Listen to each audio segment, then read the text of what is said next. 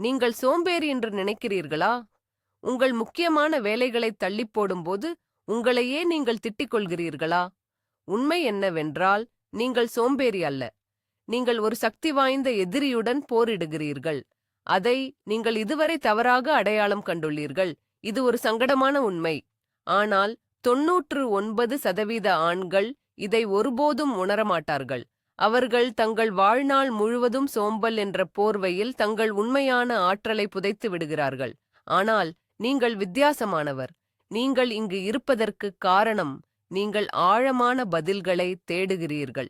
இந்த வீடியோவில் சோம்பல் என்ற முகமூடிக்குப் பின்னால் மறைந்திருக்கும் அந்த உண்மையான எதிரியை நாம் அம்பலப்படுத்தப் போகிறோம். இந்த அறிவை பெற்ற பிறகு நீங்கள் மீண்டும் ஒருபோதும் தள்ளிப்போடுதலை அதே வழியில் பார்க்க மாட்டீர்கள். நீங்கள் எப்போதாவது ஒரு முக்கியமான வேலையை கடைசி நிமிடம் வரை தள்ளிப் போட்டிருக்கிறீர்களா? ஏன் என்று கமெண்டில் சொல்லுங்கள். உங்கள் நேர்மையான பதில் இந்த பயணத்தின் முதல் படியாகும். நாம் ஒரு கவனச்சிதறல் யுகத்தில் வாழ்கிறோம். ஒவ்வொரு கணமும் நமது கவனம் நூற்றுக்கணக்கான திசைகளில் இழுக்கப்படுகிறது. சமூக ஊடகங்கள், உடனடி செய்திகள், முடிவில்லாத பொழுதுபோக்கு. இந்தச் சூழலில் கவனம் செலுத்துவது கடினம். வேலைகளை தள்ளிப் போடுவது இயல்பானது என்று நாம் நினைக்கிறோம். நாம் பயன்படுத்தும் கருவிகள், நாம் பின்பற்றும் பழக்க வழக்கங்கள் எல்லாமே உடனடி திருப்தியை நோக்கி நம்மை தள்ளுகின்றன. கடினமான, நீண்ட கால இலக்குகளுக்கு எதிராக நம் மூளை செயல்படுகிறது. எனவே நாம் ஒரு வேலையை தள்ளிப் போடும்போது நம்மை பலவீனமானவர்கள் அல்லது ஒழுக்கமற்றவர்கள் என்று முத்திரை குத்துகிறோம். நாம் உற்பத்தித்திறன் ஹேக்குகளை தேடுகிறோம். புதிய திட்டமிடல் முறைகளை முயற்சிக்கிறோம். ஆனால் எதுவும் நிரந்தரமாக வேலை செய்வதில்லை. ஏனென்றால் நாம் நோயின் அறிகுறிகளுக்கு சிகிச்சை அளிக்கிறோம், மூல காரணத்திற்கு அல்ல. உண்மையான பிரச்சினை உங்கள் காலண்டரிலோ அல்லது செய்ய வேண்டிய பட்டியலிலோ இல்லை. அது உங்கள் உணர்ச்சிகளுக்குள் ஆழமாக புதைந்துள்ளது. இந்த உணர்ச்சிதான் உங்கள் உண்மையான எதிரி. அதை நாம் இன்னைக்கு சந்திப்போம்.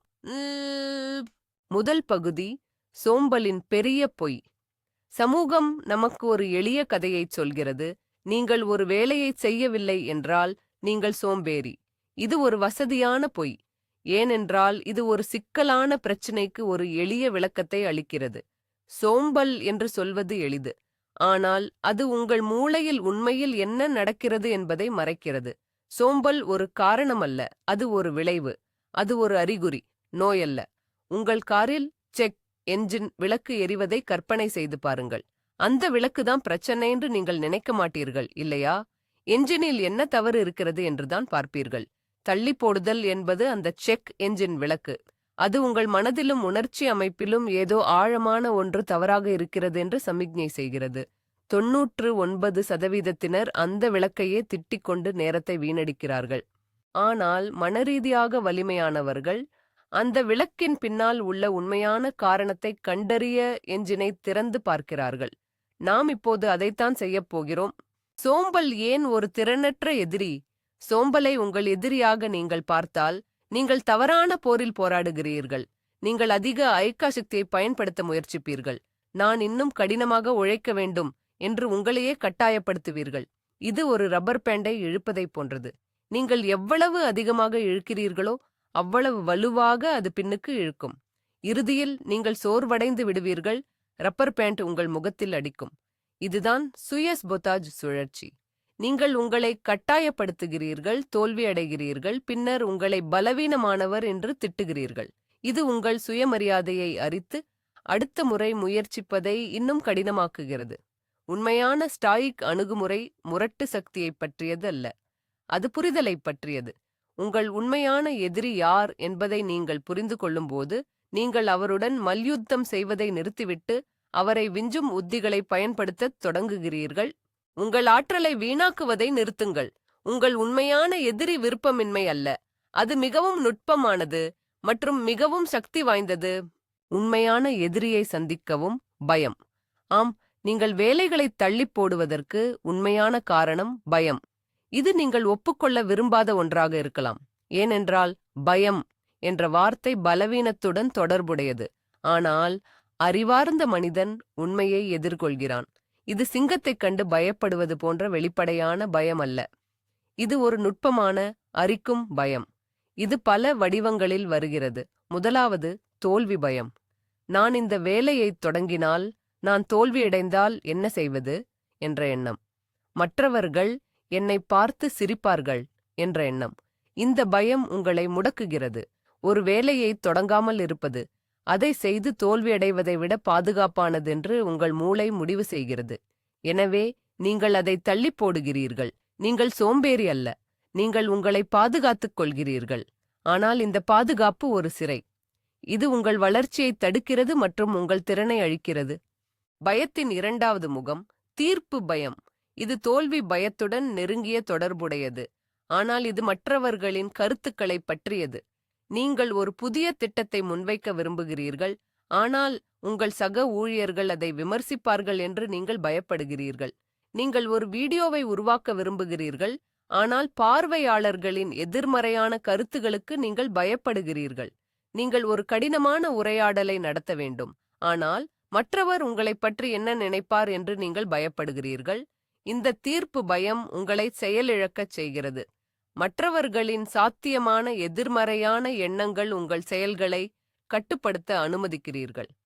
ஸ்டாயிக் தத்துவஞானி எபிக்டெட்டஸ் சொன்னார், நம்மை தொந்தரவு செய்வது விஷயங்கள் அல்ல, மாறாக விஷயங்களைப் பற்றிய நமது கருத்துக்கள்தான். மற்றவர்களின் தீர்ப்பு என்பது உங்கள் கட்டுப்பாட்டிற்கு அப்பாற்பட்ட ஒரு விஷயம். உங்கள் கட்டுப்பாட்டில் இல்லாத ஒன்றிற்காக உங்கள் செயல்களை நிறுத்துவதென்பது உங்கள் சக்தியை மற்றவர்களிடம் கொடுப்பதற்குச் சமம். பயத்தின் மூன்றாவது முகம் முழுமையற்றதன்மை பயம், பெர்ஃபெக்ஷனிசம். இது ஒரு நயவஞ்சகமான பொறி. நான் இதைச் சரியாகச் செய்ய வேண்டும், இல்லையென்றால் செய்யவே கூடாது என்று நீங்கள் நினைக்கிறீர்கள். இது உயர் தரங்களுக்கான அர்ப்பணிப்பு போல் தெரிகிறது, ஆனால் உண்மையில் இது ஒரு தப்பிக்கும் வழி. நீங்கள் ஒருபோதும் சரியான் தருணத்திற்காகவோ, சரியான் மனநிலைக்காகவோ அல்லது சரியான் திட்டத்திற்காகவோ காத்திருக்கிறீர்கள். ஆனால் உண்மை என்னவென்றால், சரியானது என்று ஒன்றுமில்லை. முழுமையற்றதன்மை என்பது செயலைத் தள்ளிப் போடுவதற்கான ஒரு உன்னதமான பகானா. இது தோல்வி பயத்தின் ஒரு மாறுபாடு. நீங்கள் ஒருபோதும் தொடங்கவில்லை என்றால், நீங்கள் ஒருபோதும் ஒரு முழுமையற்ற வேலையை உருவாக்க முடியாது. ஸ்டாயிக்குகள் செயலின் மீது கவனம் செலுத்தினார்கள், முடிவின் மீது அல்ல. முதல் படி எடுப்பது, அது முழுமையற்றதாக இருந்தாலும் 100 சரியான திட்டங்களை விட மேலானது. முன்னேற்றம் முழுமையல்ல. பயத்தின் நான்காவது முகம் வெற்றி பயம். இது விசித்திரமாகத் தோன்றலாம், ஆனால் இது மிகவும் உண்மையானது. நீங்கள் ஒரு வேலையில் வெற்றி பெற்றால் என்ன நடக்கும்? உங்கள் மீது அதிக எதிர்பார்ப்புகள் வைக்கப்படும். நீங்கள் இன்னும் பெரிய பொறுப்புகளை ஏற்க வேண்டியிருக்கும். உங்கள் வாழ்க்கை மாறும். இந்த மாற்றம் மற்றும் அறியப்படாத எதிர்காலம் பயத்தை ஏற்படுத்தும். வெற்றி உங்கள் வசதியான மண்டலத்தை விட்டு வெளியேறும்படி உங்களை கட்டாயப்படுத்துகிறது. எனவே சில நேரங்களில் நம்மையே அறியாமல் நாம் வெற்றியை தவிர்க்கிறோம். நாம் வேலைகளை தள்ளிப் போடுகிறோம், வாய்ப்புகளை தவற விடுகிறோம். ஏனென்றால் தற்போதைய நிலையின் பாதுகாப்பில் இருப்பது எளிதாக இருக்கிறது. இது உங்கள் திறனை நீங்களே சிறைப்பிடிப்பதாகவும். ஸ்டாயிக் கண்ணோட்டத்தில் உங்கள் திறனை பயன்படுத்துவது உங்கள் கடமை. வெற்றி அல்லது தோல்வி என்பது வெளிப்புறமானது. உங்கள் சிறந்த முயற்சியை கொடுப்பது மட்டுமே உங்கள் கட்டுப்பாட்டில் உள்ளது. அதைச் செய்வதிலிருந்து உங்களை தடுக்கும் எந்த பயமும் உங்கள் எதிரி. இந்த பயம் எப்படி செயல்படுது? உங்கள் மூளையில் அமிக்டாலா என்ற ஒரு பகுதி உள்ளது. இது உங்கள் உணர்ச்சி மையம், குறிப்பாக பயத்திற்கான மையம். நீங்கள் ஒரு கடினமான அல்லது அச்சுறுத்தலான வேலையை பற்றி நினைக்கும்போது உங்கள் அமிக்டாலா செயல்படுத்தப்படுகிறது. அது உங்கள் உடலுக்கு சண்டையிடு அல்லது தப்பி ஓடு, ஃபைட் ஆர் ஃப்ளைட் சிக்னலை அனுப்புகிறது. ஆனால் ஒரு காலக்கெடுவுடன் கூடிய ஒரு திட்ட அறிக்கை சிங்கம் அல்ல. நீங்கள் அதனுடன் சண்டையிடவோ அல்லது அதிலிருந்து ஓடவோ முடியாது. எனவே உங்கள் மூளை மூன்றாவது விருப்பத்தை தேர்ந்தெடுக்கிறது, முடங்குதல், ஃப்ரீஸ். தள்ளி போடுதல் என்பது இந்த முடங்குதல் பதையின் நவீன வடிவமாகவும், உங்கள் மூளை அந்த விரும்பத்தகாத உணர்வை நிறுத்த ஒரு எளிதான வழியை தேடுகிறது. அது என்ன? ஒரு யூடியூப் வீடியோ பார்ப்பது, சமூக ஊடகங்களை ஸ்க்ரோல் செய்வது அல்லது வேறு ஏதாவது எளிதான வேலையைச் செய்வது. இது உங்களுக்கு ஒரு தற்காலிக நிவாரணத்தை அளிக்கிறது, ஆனால் இது ஒரு போதை மருந்து போன்றது. நீண்ட காலத்திற்கு இது பிரச்சனையை மோசமாக்குகிறது. ஸ்டாயிக் மனநிலையின் அறிமுகம், கட்டுப்பாட்டின் இருமை. இப்போது நாம் எதிரியை அடையாளம் கண்டுவிட்டோம். அடுத்து என்ன? அவனை எப்படி தோற்கடிப்பது? இங்குதான் ஸ்டாயிசிசம் ஒரு சக்தி வாய்ந்த ஆயுதமாக வருகிறது. ஸ்டாயிசிசத்தின் அடிப்படை கொள்கைகளில் ஒன்று கட்டுப்பாட்டின் இருமை, டிகாட்டமி ஆஃப் கண்ட்ரோல் ஆகும். இது ஒரு எளிய ஆனால் ஆழமான யோசனை. உலகில் உள்ள சில விஷயங்கள் உங்கள் கட்டுப்பாட்டில் உள்ளன, மற்றவை இல்லை. உங்கள் கட்டுப்பாட்டில் உள்ளவை உங்கள் எண்ணங்கள், உங்கள் தீர்ப்புகள், உங்கள் செயல்கள். உங்கள் கட்டுப்பாட்டில் இல்லாதவை மற்றவர்களின் கருத்துக்கள், இறுதி முடிவு, வானிலை, பொருளாதாரம் போன்றவை. தள்ளிப் போடுபவர் தனது ஆற்றலை தனது கட்டுப்பாட்டில் இல்லாத விஷயங்களில் கவனம் செலுத்துவதன் மூலம் வீணடிக்கிறார். நான் தோல்வியடைந்தால் என்ன செய்வது? முடிவு. மற்றவர்கள் என்ன நினைப்பார்கள்? மற்றவர்களின் கருத்துக்கள். இது அவர்களை முடக்குகிறது. ஒரு ஸ்டாயிக் எப்படி சிந்திக்கிறார்? ஒரு ஸ்டாயிக் தனது முழு கவனத்தையும் தனது கட்டுப்பாட்டில் உள்ளவற்றில் செலுத்துகிறார். செயல். அவர் இறுதி முடிவை பற்றி கவலைப்படுவதில்லை. அவர் தனது சிறந்த முயற்சியை கொடுப்பதில் மட்டுமே கவனம் செலுத்துகிறார். அவர் ஒரு கட்டுரை எழுத வேண்டுமானால், இது ஒரு சிறந்த கட்டுரையாக இருக்குமா என்று அவர் கவலைப்படுவதில்லை. அதற்கு பதிலாக, அடுத்த 15 நிமிடங்களுக்கு என்னால் எழுத முடியுமா என்று கேட்கிறார். அவர் ஒரு புதிய தொழிலைத் தொடங்கினால், இது வெற்றிகரமாக இருக்குமா என்று அவர் கவலைப்படுவதில்லை. அதற்கு பதிலாக, இன்று என்னால் எடுக்கக்கூடிய முதல் படி என்ன என்று கேட்கிறார். இந்த மனநிலை மாற்றம்தான் விளையாட்டு மாற்றியாகும். இது பயத்தின் சக்தியை நீக்குகிறது. ஏனென்றால் உங்கள் செயல்கள் எப்போதும் உங்கள் கட்டுப்பாட்டில் இருக்கும். தோல்வி என்பது உங்கள் கட்டுப்பாட்டிற்கு அப்பாற்பட்ட ஒரு முடிவு. ஆனால் முயற்சி செய்யாமல் இருப்பது உங்கள் கட்டுப்பாட்டில் உள்ள ஒரு தேர்வு. ஸ்டாயிக் ஒருபோதும் முயற்சி செய்யாமல் இருப்பதை தேர்ந்தெடுப்பதில்லை.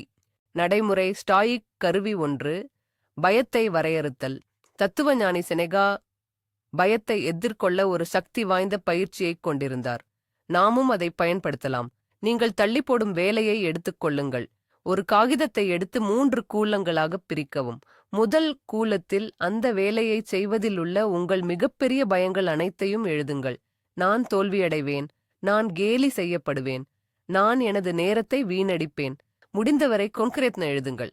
இரண்டாவது கூலத்தில் அந்த ஒவ்வொரு பயமும் உண்மையானால் அதை தடுக்க அல்லது சரி செய்ய நீங்கள் எடுக்கக்கூடிய கொன்கிரேட்னே படிகளை எழுதுங்கள். நான் தோல்வியடைந்தால் நான் அதிலிருந்து கற்றுக்கொண்டு மீண்டும் முயற்சிப்பேன். நான் கேலி செய்யப்பட்டால் அது அவர்களின் கருத்து, என்னுடையது அல்ல என்பதை நான் நினைவில் கொள்வேன். மூன்றாவது கூலத்தில் அந்த வேலையை தள்ளிப் போடுவதால் ஏற்படும் நீண்ட கால விளைவுகளை எழுதுங்கள். என் சுயமரியாதை குறையும். நான் ஒரு முக்கியமான வாய்ப்பை இழப்பேன். நான் தேக்கமடைவேன். இந்த பயிற்சி பயத்தை பகுத்தறிவின் வெளிச்சத்திற்கு கொண்டு வருகிறது. அது அதன் சக்தியை இழக்கிறது. செயலின் சக்தி. சிறிய படிகளில் தொடங்குங்கள். மார்கஸ் அரேலியஸ், ரொமானிய பேரரசர் மற்றும் ஸ்டாயிக் தத்துவஞானி, தனது நாட்குறிப்பில் தனக்குத்தானே எழுதினார், காலையில் படுக்கையிலிருந்து எழுவது கடினமாக இருக்கும்போது இந்த எண்ணம் தயாராக இருக்கட்டும். நான் ஒரு மனிதனின் வேலையை செய்ய எழுகிறேன். அவர் அந்த நாளை ஒரு பெரிய அச்சுறுத்தலான விஷயமாக பார்க்கவில்லை. அவர் அடுத்த செயலை பார்த்தார். இதுவே தள்ளிப் போடுதலை வெல்வதற்கான திறவுகோல். உங்கள் வேலையை மிகச் சிறிய, கேலிக்குரியதாகத் தோன்றும் படிகளாக உடைக்கவும். ஒரு புத்தகத்தை எழுது என்பது அச்சுறுத்தலானது. ஒரு வாக்கியத்தை எழுது என்பது எளிதானது. 1 மணி நேரம் உடற்பயிற்சி செய் என்பது கடினமானது. உடற்பயிற்சி ஆடைகளை அணி என்பது எளிதானது. அந்த முதல் மிகச் சிறிய படியை எடுப்பதில் உங்கள் முழு கவனத்தையும் செலுத்துங்கள். இந்தச் செயல் ஒரு நேர்மறையான சுழற்சியைத் தொடங்குகிறது. ஒரு சிறிய வெற்றி அடுத்ததற்கு வழிவகுக்கிறது. பயம் செயலின்மையில்தான் வாழ்கிறது. செயல் பயத்தை விரட்டுகிறது. செயல்முறையை நேசித்தல், முடிவை அல்ல. ஸ்டாயிக்குகள் ஒரு வில்லாளனின் உவமையை பயன்படுத்தினார்கள். ஒரு வில்லாளன் தனது கட்டுப்பாட்டில் உள்ள அனைத்தையும் செய்கிறான். அவன் தனது நிலையை சரிபார்க்கிறான். அவன் தனது சுவாசத்தை கட்டுப்படுத்துகிறான். அவன் அம்பை சரியாக குறிவைக்கிறான். ஆனால் அம்பு வில்லிலிருந்து புறப்பட்டவுடன் முடிவு அவன் கையில் இல்லை. ஒரு திடீர் காற்று அம்பை திசை திருப்பலாம். இலக்கு நகரலாம். ஸ்டாயிக் வில்லாளன் தனது அம்பை விடுவிப்பதில் திருப்தி அடைகிறான். அது இலக்கை தாக்குகிறதா என்பதில் அல்ல. இதுவே நாம் நமது வேலைகளை அணுக வேண்டிய வழி. உங்கள் முயற்சி மற்றும் செயல்முறையின் தரத்தில் கவனம் செலுத்துங்கள். நீங்கள் ஒரு திட்டத்தில் வேலை செய்கிறீர்கள் என்றால், உங்கள் ஆராய்ச்சி, உங்கள் எழுத்து, உங்கள் தயாரிப்பு ஆகியவற்றில் பெருமை கொள்ளுங்கள். அந்த செயல்முறையை அனுபவிக்கவும், முடிவு என்னவாக இருந்தாலும் நீங்கள் உங்கள் பங்கை சிறப்பாக செய்துள்ளீர்கள் என்ற அறிவில் நீங்கள் திருப்தி அடைவீர்கள். இந்த மனநிலை தோல்வி பயத்திலிருந்து உங்களை விடுவிக்கிறது. அசௌகரியத்தை உங்கள் நண்பராக்குங்கள். தள்ளி போடுதல் என்பது அடிப்படையில் அசௌகரியத்தை தவிர்ப்பது. கடினமான வேலைகள் மனரீதியாகவோ அல்லது உணர்ச்சி ரீதியாகவோ அசௌகரியமாக இருக்கும். நமது இயல்பான உள்ளுணர்வு அந்த உணர்விலிருந்து விலகி ஓடுவது. ஆனால் ஸ்டாய்சிசம் நமக்கு அசௌகரியத்தை நோக்கி நகரக் கற்பிக்கிறது. அவர்கள் வேண்டுமென்றே சிறிய கஷ்டங்களை அனுபவிப்பார்கள். தரையில் உறங்குவது, குளிர்ந்த நீரில் குளிப்பது, ஒரு நாள் உண்ணாவிரதம் இருப்பது. ஏன்? இது அவர்களின் மன உறுதியை பயிற்றுவித்தது. இது அவர்களுக்கு அசௌகரியம் தற்காலிகமானது மற்றும் தாங்கக்கூடியது என்பதைக் காட்டியது. உங்கள் வேலையை நீங்கள் அதே வழியில் அணுகலாம். ஒரு கடினமான வேலையைத் தொடங்கும்போது ஏற்படும் அந்த ஆரம்ப அசௌகரியத்தை உணருங்கள்.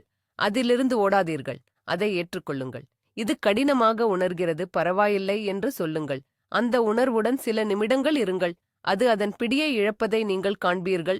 நீங்கள் அசௌகரியத்தை தாங்கிக் கொள்ளப் பழகும்போது, தள்ளி போடுதலின் முக்கிய ஆயுதங்களில் ஒன்றை நீங்கள் செயலிழக்கச் செய்கிறீர்கள். நேரத்தின் மதிப்பு. மோமெண்டோ மோரி. மோமெண்டோ மோரி என்பது ஒரு லத்தீன் சொற்றொடர், அதாவது நீ இறப்பாய் என்பதை நினைவில் கொள். இது சோகமானதாகத் தோன்றலாம், ஆனால் ஸ்டாயிக்குகளுக்கு இது ஒரு சக்தி வாய்ந்த உந்துதலாக இருந்தது. உங்கள் நேரம் வரையறுக்கப்பட்டது என்பதை நீங்கள் உணரும்போது அதை வீணடிப்பது உங்களுக்கு கடினமாகிறது. நீங்கள் ஒரு வேலையை தள்ளி போடும்போது நீங்கள் எதைத் தள்ளி போடுகிறீர்கள்? ஒரு பணியை மட்டுமல்ல, உங்கள் வாழ்க்கையை. நீங்கள் ஒருபோதும் திரும்பப் பெற முடியாத ஒரு பகுதியை நீங்கள் வீணடிக்கிறீர்கள். மார்கஸ் அரேலியஸ் எழுதினார், உங்கள் வாழ்க்கை ஒரு நாடகம் போன்றது. அது எவ்வளவு நீளமானது என்பது முக்கியமல்ல, ஆனால் அது எவ்வளவு சிறப்பாக நடிக்கப்பட்டது என்பதே முக்கியம். ஒவ்வொரு நாளும் ஒரு புதிய காட்சி, ஒவ்வொரு செயலும் ஒரு வரி. நீங்கள் தள்ளி போடும்போது நீங்கள் உங்கள் வரிகளை மறந்து மேடையில் மௌனமாக நிற்கிறீர்கள். உங்கள் மரணத்தை நினைவில் கொள்ளுங்கள். அது உங்களை வாழ வைக்கும். அது உங்களைச் செயல்பட வைக்கும். சுய இரக்கம் ஸ்டாயிக் கடினத்தன்மை அல்ல. ஸ்டாய்சிசம் உணர்ச்சியற்ற, கடினமான மனிதனாக இருப்பதை பற்றியது என்று ஒரு தவறான கருத்து உள்ளது. அது உண்மையல்ல. ஸ்டாய்க்குகள் மனித உணர்ச்சிகளை புரிந்து கொண்டார்கள். அவர்கள் தங்களை கடுமையாக நடத்துவதை விட தங்களை புரிந்து கொள்ள முயன்றார்கள். நீங்கள் ஒரு வேலையை தள்ளி போட்டால் உங்களையே திட்டாதீர்கள். அது பயனற்றது. அது பயத்தின் சுழற்சியை மட்டுமே பியலப்படுத்துகிறது. அதற்கு பதிலாக ஒரு நண்பரிடம் பேசுவது போல் உங்களுடன் பேசுங்கள். சரி, நான் இதைத் தள்ளிப் போட்டேன். ஏன்? நான் எதைப் பற்றி பயந்தேன்? அடுத்த முறை நான் இதை எப்படி வித்தியாசமாக அணுகலாம் என்று கேளுங்கள். சுய விமர்சனம் உங்களை பலவீனப்படுத்துகிறது. சுய பகுப்பாய்வு மற்றும் சுய இரக்கம் உங்களை பலப்படுத்துகிறது. வலிமையான மனிதன் தன்னைத்தானே அடித்துக் கொள்பவன் அல்ல. அவன் தனது தவறுகளிலிருந்து கற்றுக்கொண்டு முன்னேறிச் செல்பவன். சூழலை வடிவமைத்தல். உங்கள் போர்க்களத்தை தேர்ந்தெடுங்கள். ஒரு ஸ்டாயிக் தனது ஐசிபிஐயை மட்டுமே நம்பியிருப்பதில்லை. அவர் தனது சூழலை புத்திசாலித்தனமாக வடிவமைக்கிறார். தள்ளி போடுதலை தூண்டும் கவனச்சிதறல்களை அவர் நீக்குகிறார். நீங்கள் எழுத விரும்பினால் உங்கள் தொலைபேசியை மற்றொரு அறைக்கு எடுத்துச் செல்லுங்கள். சமூக ஊடக பயன்பாடுகளை தடுக்கும் மென்பொருளை பயன்படுத்தவும். நீங்கள் உடற்பயிற்சி செய்ய விரும்பினால் உங்கள் உடற்பயிற்சி ஆடைகளை முந்தைய இரவே தயாராக வைக்கவும். உங்கள் சூழலை செயல்படுவதற்கு எளிதாகவும் தள்ளி போடுவதற்கு கடினமாகவும் மாற்றவும். இது ஏமாற்றுவதல்ல, இது புத்திசாலித்தனம். உங்கள் விருப்பம் ஒரு தசை போன்றது. அது சோர்வடையும். நாள் முழுவதும் சிறிய சோதனைகளை எதிர்த்து போராடுவதில் அதை வீணாக்காதீர்கள். உங்கள் ஆற்றலை மிக முக்கியமான பணிகளுக்காக சேமிக்கவும். உங்கள் சூழலை உங்கள் கூட்டாளியாக மாற்றவும், எதிரியாக அல்ல. பொறுப்புக்கூறல். உங்கள் வார்த்தையின் சக்தி. செனேகா தனது நண்பர் லூசிலியஸுக்கு எழுதிய கடிதங்களில் தனது முன்னேற்றத்தை பற்றி பகிர்ந்து கொண்டார். இது ஒரு வகையான பொறுப்புக்கூறல். உங்கள் இலக்குகளை நீங்கள் நம்பும் ஒரு நண்பருடன் பகிர்ந்து கொள்ளும்போது நீங்கள் ஒரு சமூக ஒப்பந்தத்தை உருவாக்குகிறீர்கள். நீங்கள் உங்கள் வார்த்தையை காப்பாற்ற அதிக உந்துதல் பெறுவீர்கள். இது மற்றவர்களை கவர வேண்டும் என்பதற்காக அல்ல. இது உங்கள் சொந்த ஒருமைப்பாட்டிற்காக. ஒரு ஸ்டாயிக் தனது வார்த்தைக்கு மதிப்பு கொடுக்கிறான். நீங்கள் ஒரு செயலைச் செய்வதாகச் சொன்னால் அதைச் செய்யுங்கள். முதலில் உங்களுக்கே வாக்குறுதி கொடுங்கள். நாளை காலை 10 மணிக்கு நான் 1 மணி நேரம் இந்த திட்டத்தில் வேலை செய்வேன் என்று ஒரு தெளிவான, அடையக்கூடிய இலக்கை அமைக்கவும். அதை உங்கள் காலண்டரில் எழுதுங்கள். அதை ஒரு சந்திப்பு போல நடத்துங்கள். உங்களுடனான சந்திப்பை நீங்கள் ரத்து செய்ய மாட்டீர்கள், இல்லையா? உங்களை நீங்களே மதிக்கத் தொடங்குங்கள். உங்கள் வார்த்தைக்கு சக்தி கொடுங்கள். கவனத்தின் தரம். ஆழமான வேலை. இன்றைய உலகில் பல வேலைகளை ஒரே நேரத்தில் செய்வது ஒரு திறமையாக கருதப்படுகிறது. ஆனால் ஸ்டாய்க்குகள் வேறு விதமாக நம்பினார்கள். அவர்கள் கவனத்தின் ஆழத்தை மதித்தார்கள். நீங்கள் ஒரு வேலையைச் செய்யும்போது அதில் முழுமையாக மூழ்கிவிடுங்கள். உங்கள் முழு மன ஆற்றலையும் அந்த கணத்தில் செலுத்துங்கள். இது ஆழமான வேலை என்று அழைக்கப்படுகிறது. அரை மனதுடன் 4 மணி நேரம் வேலை செய்வதை விட முழு கவனத்துடன் 1 மணி நேரம் வேலை செய்வது மிகவும் பயனுள்ளது. நீங்கள் தள்ளி போடும்போது நீங்கள் உண்மையில் ஆழமான வேலையின் அசௌகரியத்தை தவிர்க்கிறீர்கள். ஆனால் இந்த ஆழத்தில்தான் உண்மையான முன்னேற்றமும் திருப்தியும் காணப்படுகிறது. உங்கள் கவனத்தை பயிற்றுவிப்பது ஒரு தியானம் போன்றது. அது உங்கள் மனதை கூர்மையாக்குகிறது மற்றும் உங்கள் வேலையின் தரத்தை மேம்படுத்துகிறது. சிறியதாகத் தொடங்குங்கள். 25 நிமிடங்களுக்கு கவனச்சிதறல்கள் இல்லாமல் வேலை செய்ய முயற்சி செய்யுங்கள். பின்னர் படிப்படியாக நேரத்தை அதிகரிக்கவும். வெற்றிகளைக் கொண்டாடுதல், செயல்முறையை வலுப்படுத்துதல். நீங்கள் ஒரு சிறிய படியை எடுத்தாலும், ஒரு தள்ளிப்போடும் பழக்கத்தை வென்றாலும் அதை கவனியுங்கள். உங்களை பாராட்டிக் கொள்ளுங்கள்.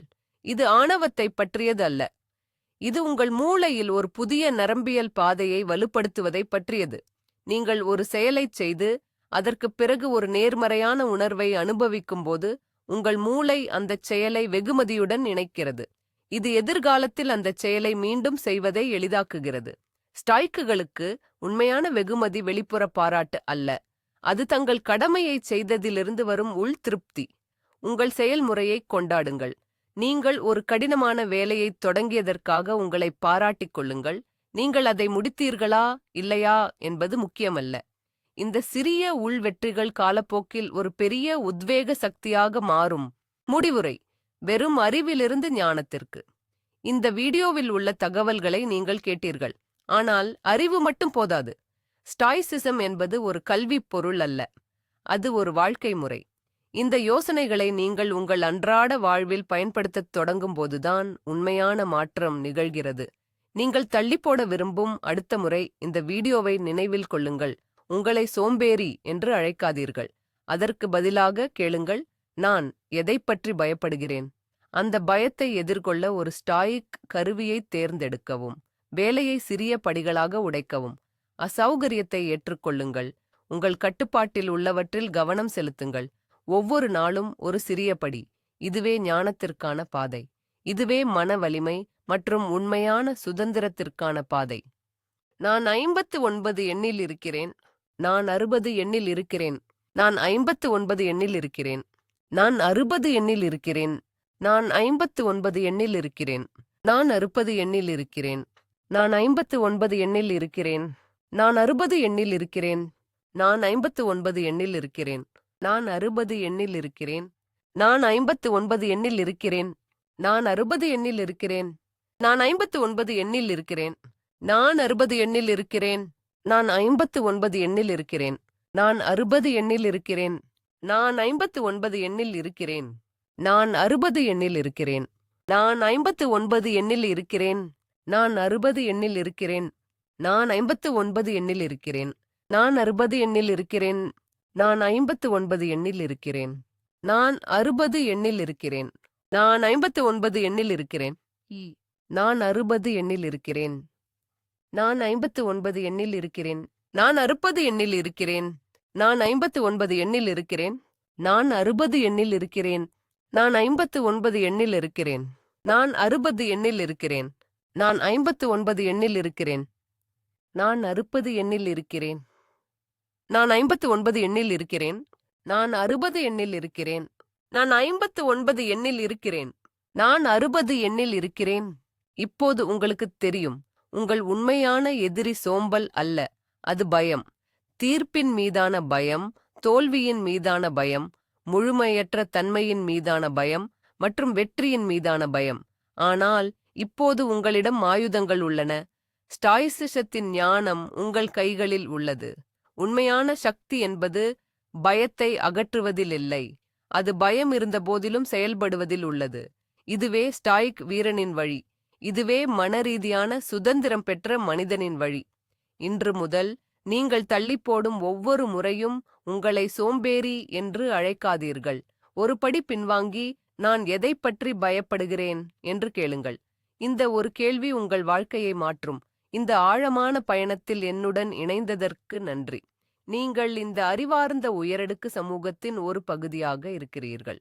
இந்த வீடியோ உங்களுக்கு மதிப்புமிக்கதாக இருந்தால் லைக் செய்து, சப்ஸ்கிரைப் செய்து, இந்த ஞானத்தை மற்றவர்களுடன் பகிர்ந்து கொள்ளுங்கள். இந்த வீடியோவில் நீங்கள் கற்றுக்கொண்ட மிக முக்கியமான ஒரு பாடம் என்ன? உங்கள் பயத்தை வெல்ல நீங்கள் பயன்படுத்தப் போகும் முதல் ஸ்டாயிக் கருவி எது? கீழே உள்ள கமெண்டுகளில் உங்கள் பயணத்தைத் தொடங்குங்கள்.